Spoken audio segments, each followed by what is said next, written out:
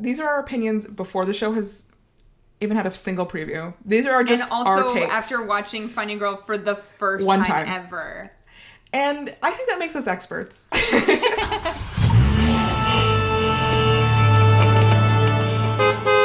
Hi everyone, and welcome back to After Broadway, the podcast where we deep dive into anything and everything musical theater from the comfort of my car. I'm Tara. I'm Stefania. And in today's episode, we are talking about Funny Girl, because if you listened to our last episode, you would know that Steph and I have never seen maybe one of the most iconic movie musicals to date. I know, it's pretty crazy that this was a huge blind spot for us. Yeah. So we had to correct it in advance of Funny Girl being revived on Broadway for the first time since its first production in 1964. Yes. We will say right off the top that we are pre-recording this episode. At time of record, Funny Girl has not even started previews yet on Broadway. We're like 5 or so days out from previews. And we did this on purpose because we want to remain unbiased to any of the Broadway production and feel that everybody listening to this episode should be unbiased to the Broadway production until you get to see it, hopefully. You're really going to be getting a newbie's experience with this episode. Especially when we talk about some plot points, it's really a newbie's experience. We were fresh. We were absolutely fresh going into this movie, and it made for very interesting, some interesting takes that we had. Yeah. So to start this conversation off, as you said, very new to Funny Girl, some very fresh thoughts here, but what did you know of Funny Girl before we watched this movie? Okay, I don't think as a millennial that you can talk about Funny Girl without talking about Glee. Oh, totally. And is that semi-embarrassing? 100%. Yes. However, probably my first exposure to music from Funny Girl was Lea Michele singing Don't Rain on My Parade on Glee. And then subsequently in season 5, which I actually don't think I watched at the time. We watched it last night. We watched it when we watched Funny Girl. Lea Michele's character, Rachel Berry, stars in a Broadway revival of Funny Girl as a plot point on the show Glee. So we see her sing Don't Rain on My Parade. We see Santana sing Don't Rain on My Parade, and we see her sing a few other songs, including Jane Lynch singing a song from Funny Girl, which is kind of funny. The parallels. Funny, because now Jane Lynch is starring in this new Broadway revival. And Leah's not. Yeah, and, well, she is not. Yeah.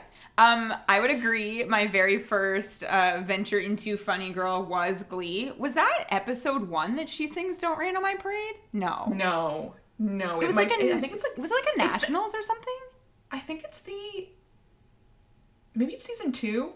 Yeah, it's pretty early in Glee's life, and then yes, they have to sing like a ballad, and she's like, "I'll sing this," and then yes.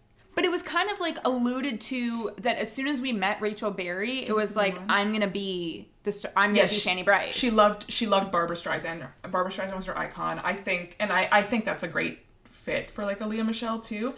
And as much as you can say about Lea Michele, she does have the vocals. Vocally, nails it. Like, no one else can sing. I mean, people can sing like that, but no one else can sing like Lea can sing.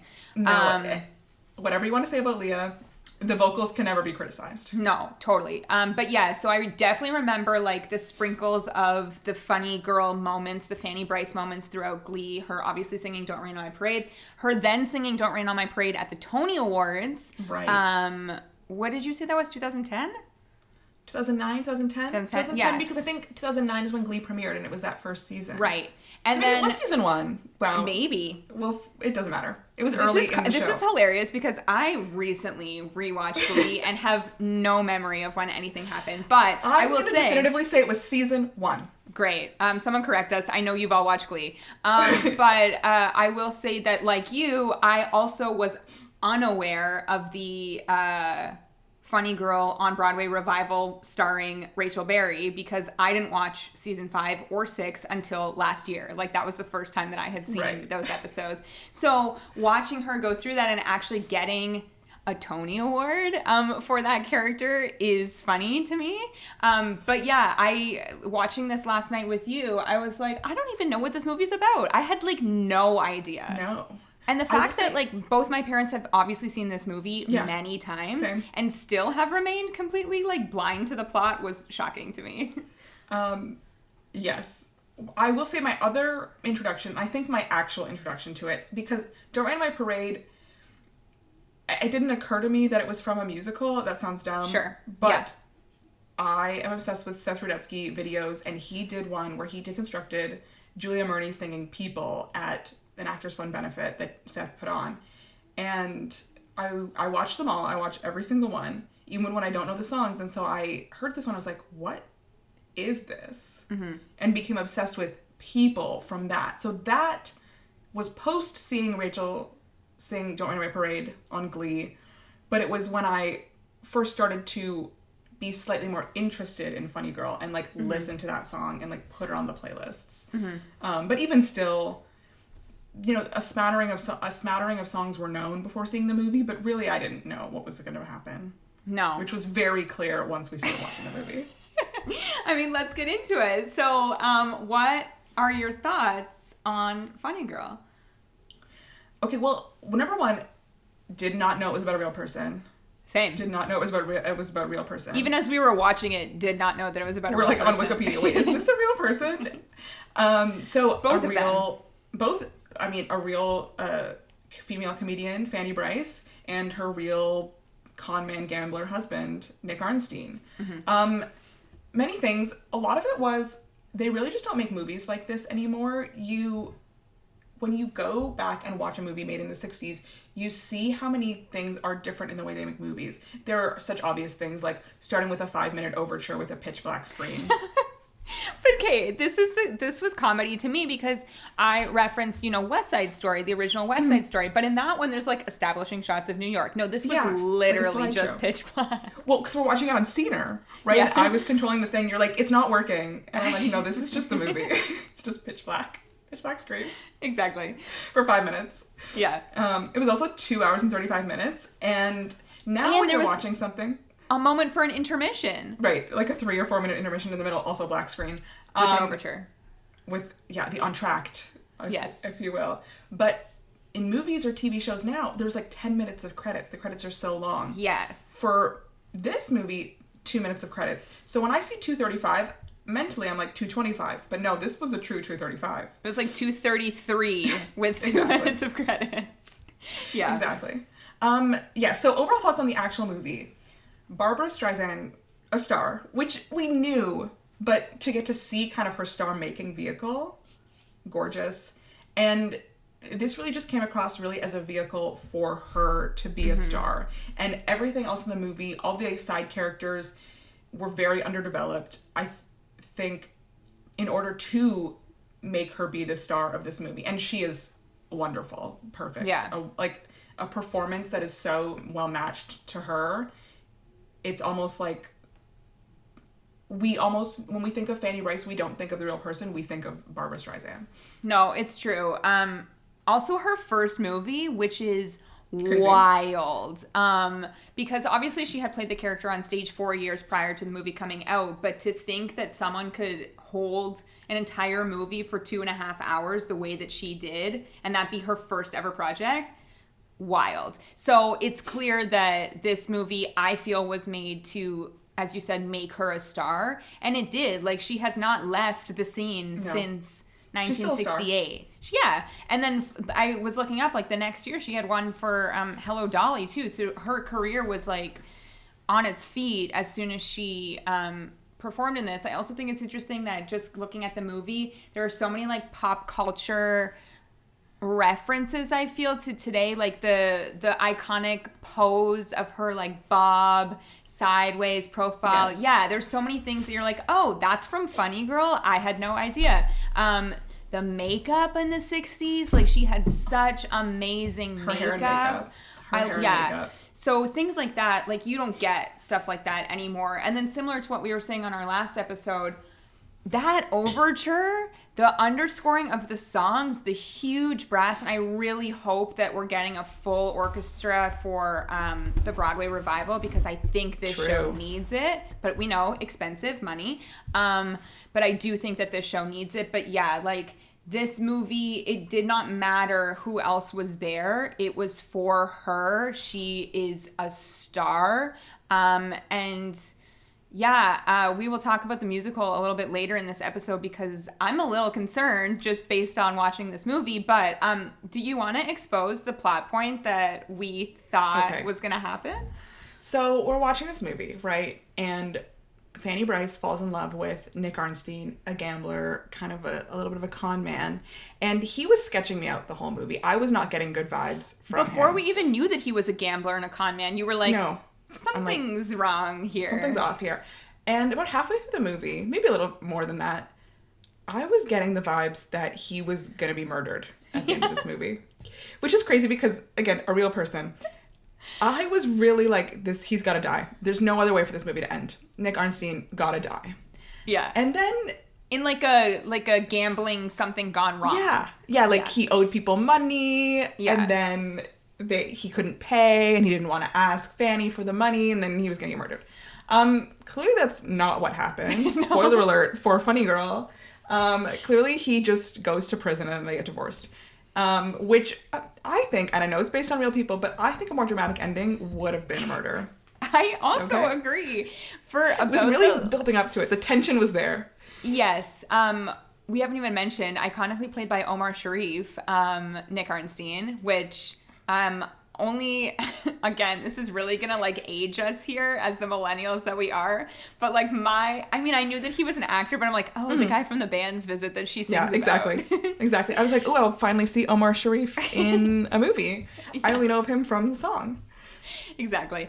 But something interesting to us too as we were watching it is there are full 5-minute musical numbers in this movie that I do not think exist on stage. And they might though. But not in the same way. This musical number called His Love Makes Me Beautiful, which obviously ends in the joke of Fanny being a pregnant bride, which she kind of ad-libbed in the moment, and it made this song in the Ziegfeld Follies from being this like serious love song into a comedy number. But we got a full 5 minutes of this number before we ever saw her. Yeah. And we, as not knowing what the joke was going to be, I'm like, where is she? Do we need this? What's going on? where, I mean, I'm sure to see something like that on stage would be gorgeous, because just thinking about the showgirls, the production value, the staging that they could do for it, but it felt long, especially when as an audience, you're not being guided as to what this means or why it's important. Something else that I thought was an interesting plot point, and I don't know that I necessarily liked it, is that the entire movie, per se, Fanny feels that she is not beautiful and like needs a man's love or anyone's love to feel beautiful. She needs that approval from agents, directors, the audience. Yeah. When she is clearly like gorgeous in this movie. And I'm wondering, because we know that the revival has been rewritten by Harvey Fierstein, and I wonder if some of that like South loathing has been taken out, but I don't know. Yeah, I don't know either. It will be interesting. This rewritten book, I would assume, one, is that it makes it so that it's not...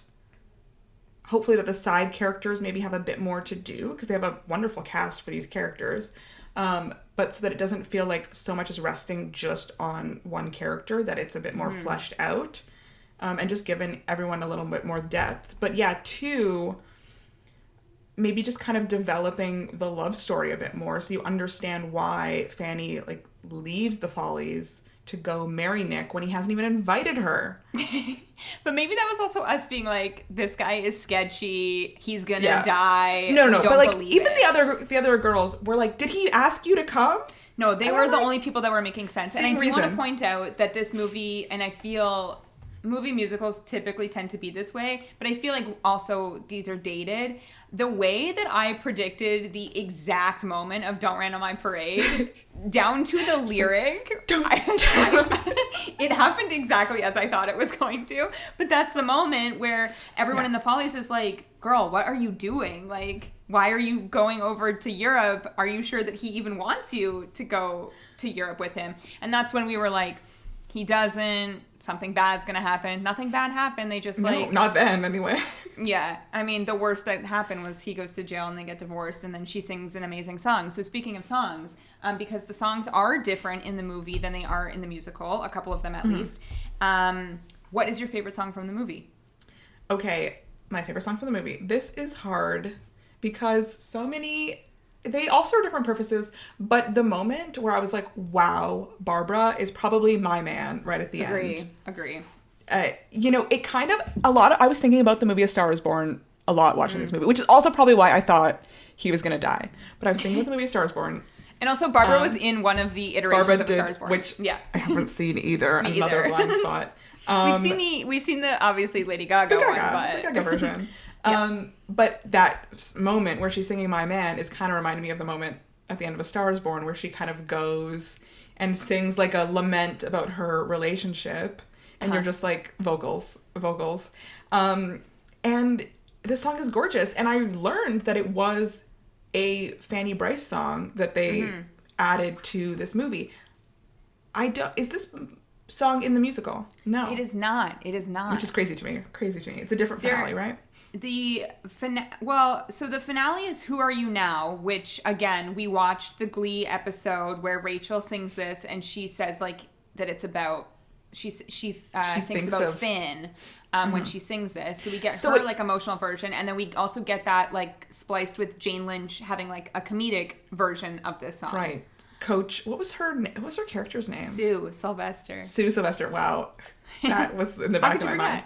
How could I ever forget? But it kind of occupies the same space as My Man, just kind of a look back on a relationship that's come to an end. And, you know, in the musical and in the way, like, Rachel Berry sings it, it wasn't their choice for that relationship to come to an end. So it's like very bittersweet. And then the other difference there is that the musical ends with Don't Rain on My Parade reprise, where the movie just ends with My Man. But watching the movie and not knowing at the time, obviously had listened to the musical cast recording after the movie, that I was like, we're really going to end on a downer like this? This is funny, girl. Like, don't we need a big finale moment? And I still don't know that we actually get a big finale moment because the reprise is still somewhat slow. So... Sure. I don't know. I'm like kind of concerned for this production. I mean, it was clearly a success the first time, but it also hasn't been revived. And I think the big concern in not reviving it is this role is so tied to Barbara. It's so tied to her identity and her performance that without her in it, is it good? Was her talent disguising an extremely flawed show? Right. I mean, so this iteration, I do think it has changed again. But it was seen on stage in 2018 in the West End. It was the Marnier Chocolate Factory production, I believe. And then it transferred, I think, because it was nominated, because I was looking this up, Sheridan Smith, who played Fanny in the West End. Oh, sorry, I think it was the 2017, because she was nominated for an Olivier for Best Actress in a Musical, and Funny Girl was nominated for Best Musical Revival that year. But you know what else was that year? Because I was in London. Dreamgirls. Amber Riley won Best Actress. Wow, there's so many Glee connections always to this show. Yes, and also the Best Musical Revival that year was the Jesus Christ Superstar Regent Park Open Air, which is the production that I'm obsessed with that came to Mirvish. Like, it's an all full circle moment. But so it didn't transfer, it just is the Menier Chocolate Factory. Then I guess the Olivier's is like... The Olympics is much more open. Yeah. Because they're not so rigid. They reward opera, they reward dance. But yeah, so it played at the Menier Chocolate Factory production, who always does kind of fun things. It's a 180-seat off West End theater, which is really fun. And imagine seeing it so small. If anyone wants to watch it, it's on Broadway HD right now and YouTube. So it filmed, like, not a bootleg. It's actually a filmed production of this Funny Girl. So this version, as I said, book revised by Harvey Fierstein and then directed by Michael Mayer. And these are the two that are coming over. No one else is coming over with the Broadway show. But while I was looking this up, I remembered and then found an article that there was supposed to be a Funny Girl revival on Broadway with Bartlett Shear directing. And who'd you say, Bobby Cannavale? Bobby Cannavale and Lauren Ambrose, who went on to do My Fair Lady with Bartlett Shear. Yes. And then I think Bobby Cannavale. Canceled. I mean, I love Bobby Cannavale. Love Bobby Cannavale. Yeah.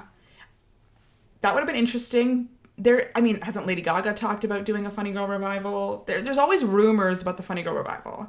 And it seems like this is the only time it's ever actually happened. Yeah.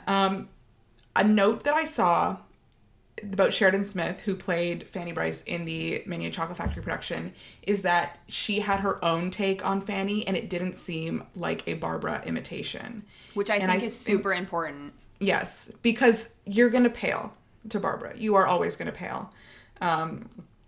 So I think being able to bring yourself to that character instead of being so beholden to this iconic performer in that role is much better. And we'll see what Beanie does, because I don't think she's a Barbra Streisand type at all. So I'm very curious to see what she does, because I'm excited for her because she is funny. She is a comedian. Like, she has the humor for sure. So I think she can definitely bring that. But yeah, obviously vocally, she's not Barbara. I know. This was the thing. As we were watching last night and Barbara singing My Man, we both were like, overseeing her, does Beanie have this? I don't know if Beanie has this. And I agree with you. I think thinking back to the movie and thinking like The Greatest Star, she'll kill it. She'll do that one so well. Any of the scenes where like Fanny is on stage doing these comedy numbers, she'll kill it. People. Oh, I can already picture her. She's already making me laugh in my mind. But then we get to People, and I'm like, okay, huge song. This is not a show that has like one big song. This is a show that has like 3 or 4 big songs. So we have People. Then we have Don't Rain on My Parade. I'm like, great. The first part of this song, she'll nail it with the comedy. But when we get to those final notes, like, I'm a little concerned for Beanie. And I know that because when Go ahead. When people are in the audience, they want those big notes. I know. This is the thing. I think my biggest worry here is the comparisons. I think that's my worry, is that it's going to be, she will bring her own thing to this, which she very well should. But there is always going to be, especially with a huge name like Funny Girl, there's going to be people sitting in the audience being like, that's not the vocal performance that I thought I was here for. That's not Barbra Streisand. And that's my biggest worry, is that she is not Barbra Streisand, and people are not going to be able to separate the two, vocally at least. My other concern is... we have many concerns for something we literally know nothing about, but this is what our podcast is, okay? Yes. Go on. My other concern is that, as you said, I'm also hoping that the side characters have more things to do, because why would you cast Ramin in a musical and not have him sing? Obviously, it's not going to be that. But my concern is that he is one of the most powerful singers out there, and I'm afraid that he might overpower her in these duets. Like, sure. I'm interested to see their dynamic. We've been given like a teeny bit of some like behind the scenes Funny Girl videos on their Twitter, and they seem to have like cute chemistry, but like, this is a freaking Jean Valjean in Phantom of the Opera. Like, he can sing, so I'm a little worried about like the two of them together. But yeah, like, concerns for a show that we haven't seen, but I think they're like kind of real concerns. We know nothing.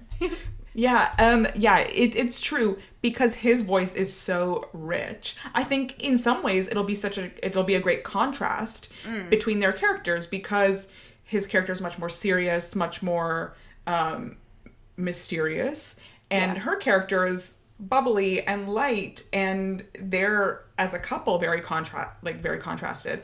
So that could work really well.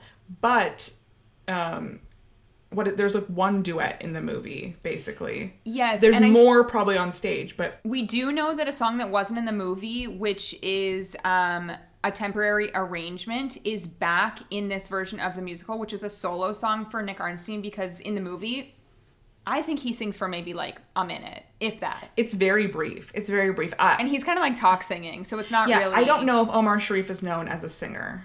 No. Whereas again, like as I said, you cannot cast Ramin in this show and expect him not to open his mouth and sing, because what a tragedy that would be. So that is for sure a solo. And then we know that they sing because it's in the movie and the original musical, You Are a Woman, I Am Man, which is when they're like falling in love, I would say, kind of for the first time. I was watching a little bit of a video today. It was a channel called Staged Right, and they were talking about how that song was originally just a Nicky Arnstein song. Oh. And I believe it was Jerome Robbins' idea to have Fanny Brice come in with like comedy lines to undercut what he was saying and like kind of bring you into what she's thinking while he's saying all this to her. And they were saying, that was such a smart producing choice for this movie, and for the storyline to kind of give you that insight into what she was thinking. So I thought that was a really, really interesting way. So like that scene when she's performing and meets him for the first time, and then it literally freezes, and she's like, Nicky Arnstein. And we were like, what's happening? Like, excuse me? Oh, that was funny. Wow, I forgot about that. That was great. And then the other song that was in the original Broadway, which is I Want to Be Seen With You Tonight, is again another duet for them. And then you said that you're looking at the West End cast, or sorry, song list right now. For Revival Productions, it says, I'm looking at their list of duets. So we've got between Fanny Brice and Nicky Arnstein, I Want to Be Seen With You Tonight, You Are a Woman, and Who Are You Now in Act 2. Which I believe, we just mentioned it earlier, like Leah Michele sings this by herself, and also on the original Broadway cast recording, it's just listed as Barbra Streisand. It's, it's just Babs. So, but even still, thinking about this like 2 hour and 20 minute show, and he's only going to sing 3 songs? No. It's very much a Barbra vehicle. It's very much a Fanny Brice vehicle. And this leads me back to our Way Too Early Tony nominations episode where I said that he's going to land in feature instead of lead for this very reason. What did I say? Did I say lead? You said lead. But I also feel like he never made it into the final list because, as we know, 2 celebs. He might not have made it into the final list. Wow, okay, let me take a look at my very, very important list. No, I put him in lead, but he didn't make my list. Yeah. Well, he did make my list. Who did you take out? He did not make your list. Maybe he didn't make my list. No, I crossed him out. You're right. He didn't make my list. I was like, should we roll the tape? We can roll the tape. I have either, to fill this final spot, Billy Crystal or Ramin Karimloo. So Billy Crystal for Mr. Saturday Night. There is no competition on your list. It's Billy Crystal. Like, it has to be. Or Ramin in Funny Girl. I know, this is so hard. I'm going to pick that Billy Crystal is going to be nominated and Ramin is going to be left on the cutting room floor, is what's going to happen here. That's why I said, for his own, success here on a nomination, he's hoping that they put him in feature. But someone that did make your list on my list, Jared Grimes. Jared Grimes is my featured actor. Yes. He's playing, Fanny's best friend / I don't know, something. He's barely in the movie, barely. Right. Something that's in the musical, the stage production that's not in the movie is tap dancing, and I think that's where he's going to really get to shine, but did not have that opportunity. That character does not have that opportunity in the movie. And I really, that movie is tailored to Barbra. 100%, because I was going to say, the other character, her mother, Rose, played by Jane Lynch. Like, you're not going to cast Jane Lynch in a musical and not have her do anything. So I'm sure there's a lot more for her as well. But just to touch more on the West End production, which again is really our only vehicle into the Broadway revival, Ben Brantley, I guess, flew to UK to see this show because I assume, again, we are newbies to this, but I think as soon as Funny Girl is listed anywhere, people are like, I gotta see this show. So I'm sure critic-wise, they were like, gotta go. That was kind of the first big revival production. There's obviously been regional productions of it, and it always attracts actresses. Like, I feel like a New York actress would be willing to travel to a smaller market to play Fanny Bryce in Funny Girl, but that Mania Chocolate Factory production was the first major production since 1964. So, of course, it was going to attract attention. And he liked it. He didn't love it. But he did say that, which I think is kind of interesting, especially in talking about, like, the beefing up of these side roles. He said that, like, Sheridan Smith had the entire show on her shoulders. Still? Yeah. Still. Which is, I think, like, my other worry, this is an episode full of worries from me, is that 8 shows a week, I don't know is sustainable for Beanie. It's something we've been talking about, that when a show is so held on one actor, when they're in almost every song, every scene, that's a lot to put on one actor. And then when you're casting a star, you know, you don't want them to be out very much because you're advertising using their name. Vocally, that's very taxing. Physically, it's very taxing on a performer. So, is it a sustainable show to do 8 times a week? I don't know. But in all honesty, is any show at this rate sustainable to do 8 times a week? A wonderful, great question. No, truly. Well, this is like a side topic, but I was watching Ricky from Moulin Rouge still does live videos like every so often of like their backstage like antics, and Aaron and Tam and Ricky were all talking about Les Mis and how Jean Valjean is not a sustainable role for one show. They were like, imagine doing a Saturday matinee. Like, how do you even get up there vocally? So the fact that like these 3 guys that perform 8 times a week in, I would say, like a vocally taxing show, Moulin Rouge, have these opinions of like theater in general, I don't know. I worry about like someone like Beanie, who obviously is coming off of, like, last time she was on Broadway was Hello Dolly, which was now, like, a few years ago. So to come from... Famously, that show had a Tuesday alternate. Famously, Bette Midler did not do all 8 shows. Well, and also think back to, like, the good old days of Dear Evan Hansen when, you know, Ben Platt performed 8 times a week, and then they were like, never again. Burnt him out. Again. Yeah, because by the time... ABF did it, I think he was only doing like 6 because they were like, this is not sustainable for anyone. So yeah, I wonder, I mean, there is an understudy. Beanie does have an understudy, but they haven't said anything about the performance schedule, if it's going to be 8, and I don't 7, think they 6. will until after opening, because they're waiting for obviously opening to finish so that they can put in their bids for the Tony Awards. Because unfortunately there is still kind of sometimes bad press around using an alternate. 100%. When there shouldn't be, because, you know, think about the opera schedule. Operas only go 3-4 times a week. They're not performing 8 times a week the way that Broadway is. And the way that Broadway has evolved to the more modern, everyone is belting. Everyone is singing so high. I mean, funny to talk about a revival of a 60-year-old show and say that, but the way that the shows have evolved has become less and less sustainable for performers. And also, just to throw in a pandemic on top of all of that, like going back to a full 8 times a week schedule after 2 years off is very difficult. But it is a muscle that you work, and then that was kind of let rest for 2 years, and you have to build it back up. So yeah, I wonder, but I always wonder what will happen there with that. But yeah, I'm like, I don't know. I'm a little concerned for this production. I do think that it's obviously, it will, like, it's selling well at this very moment. It is selling well. It is name recognition.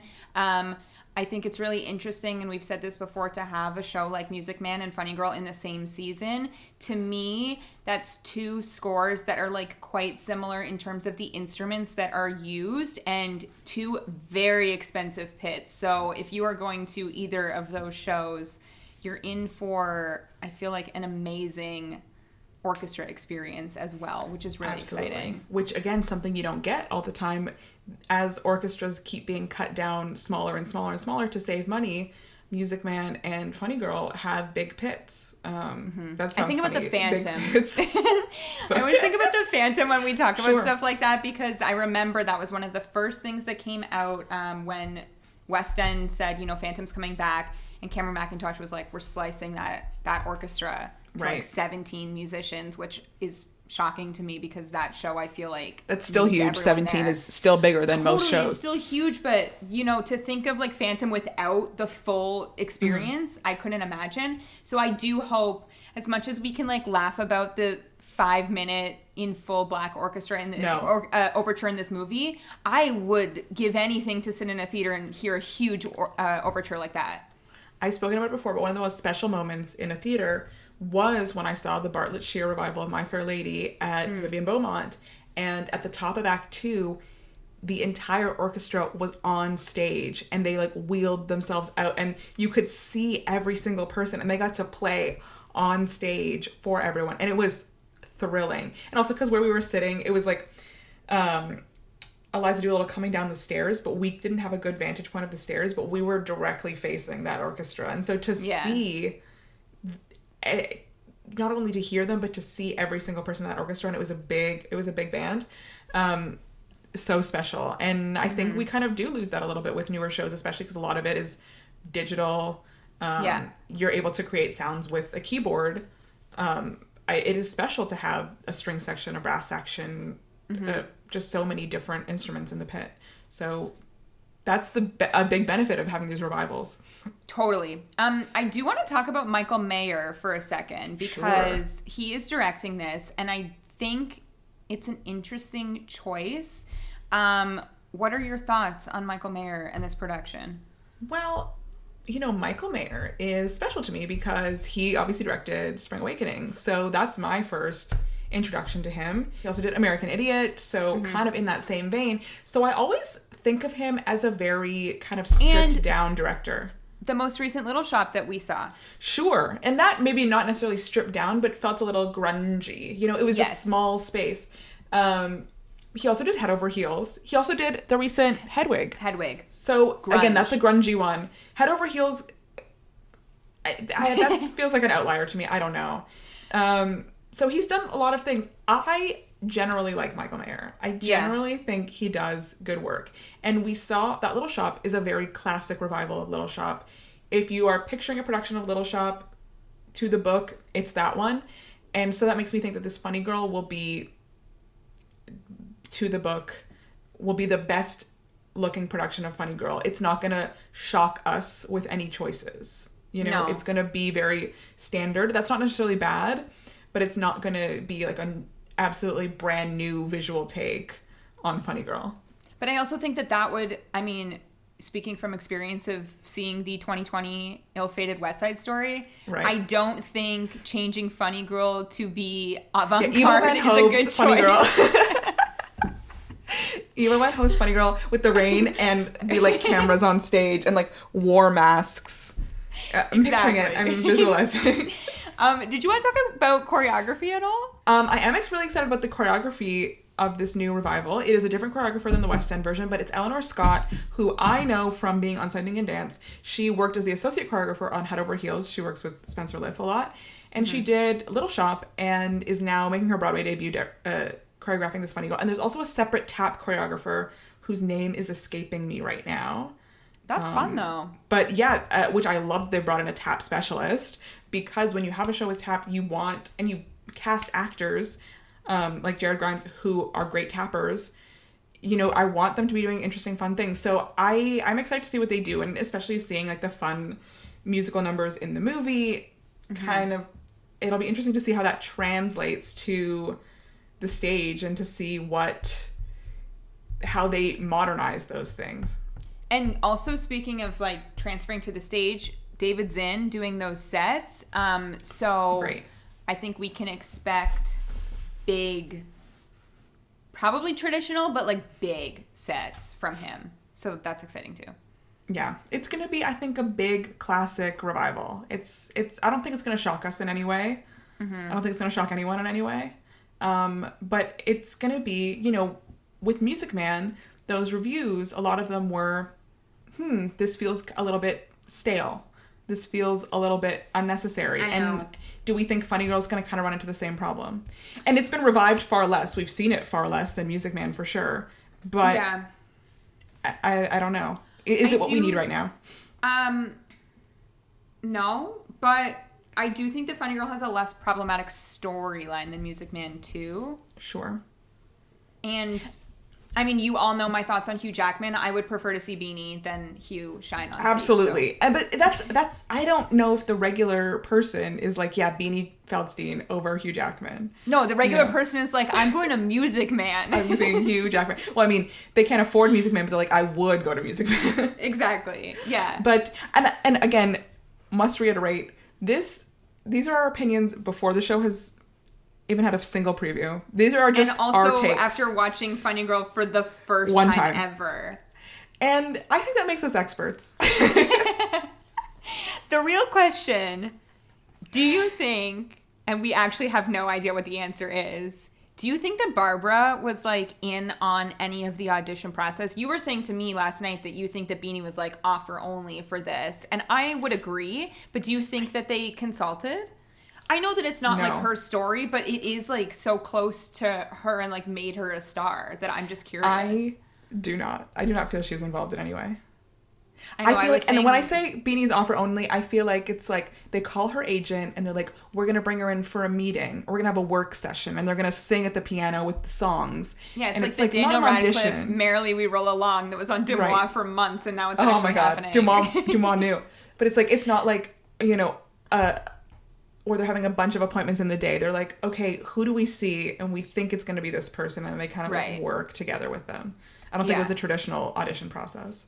No, I mean, we knew, I think, like, thinking back to the end of last year, we knew that Beanie was cast, or we had heard, like, rumors that she was cast, and we heard that the Nick Arnstein had also been cast. And then there was that, like, random rumor that it was Ramin.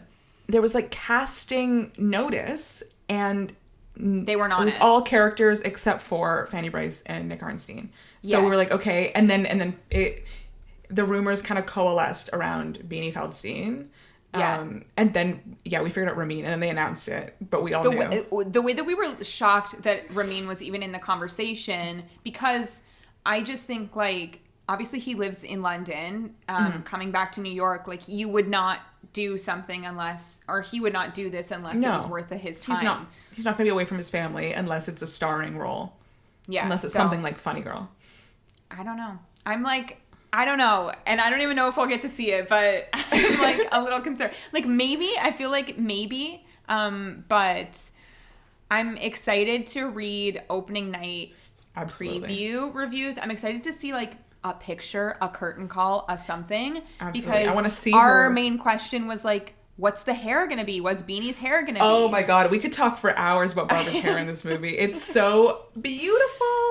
But how much do we think it was a wig? How much was a piece? Pieces. Yeah. So, but then looking at the, like, again, the Glee episode, but also the West End version, I don't think the hair is going to be as, like, big as Barbara's, but I'm interested in the wig department of the show for sure. Also because Amber Ardolino, who I was going to say a good TikTok follow, Amber Ardolino.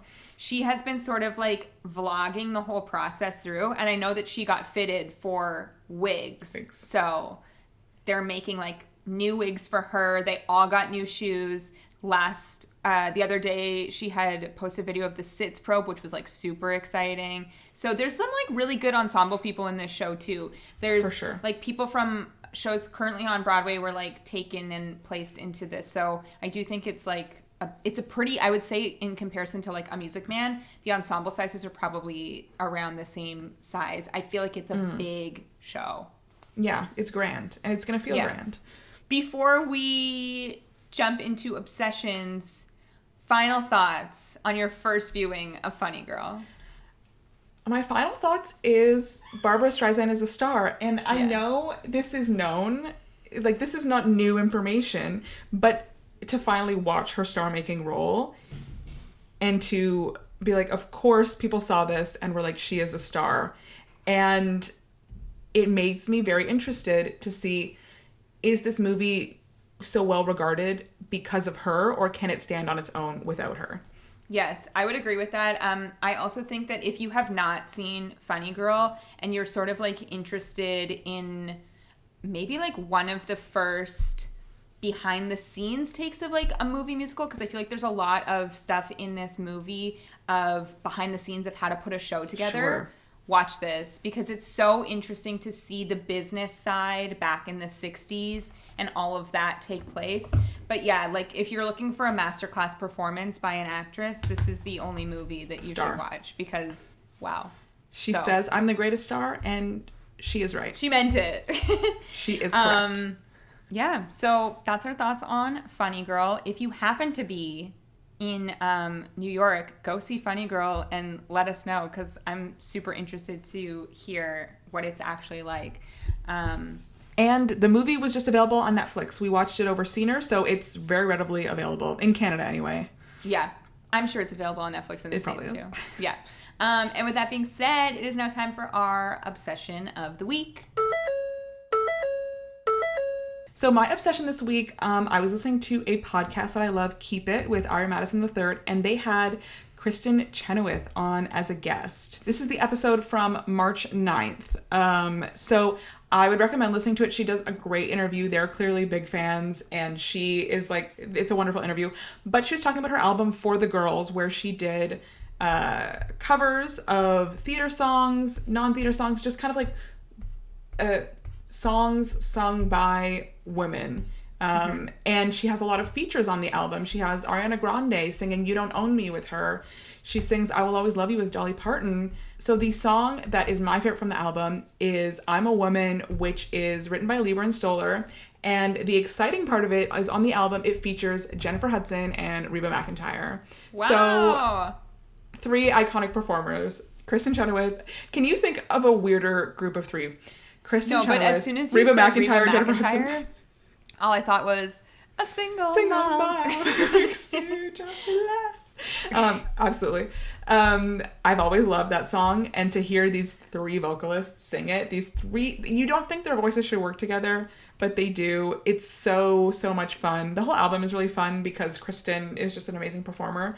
And something she was talking about in the interview on Keep It is that she feels it's important to sing like older theater standards at her concerts, because a lot of younger theater fans are watching her and seeing her sing these things and not knowing where they came from. And so I love that. She wants to keep this music alive. She said when she was on Glee, so much Glee today. So when she was on Glee, she sang Maybe This Time.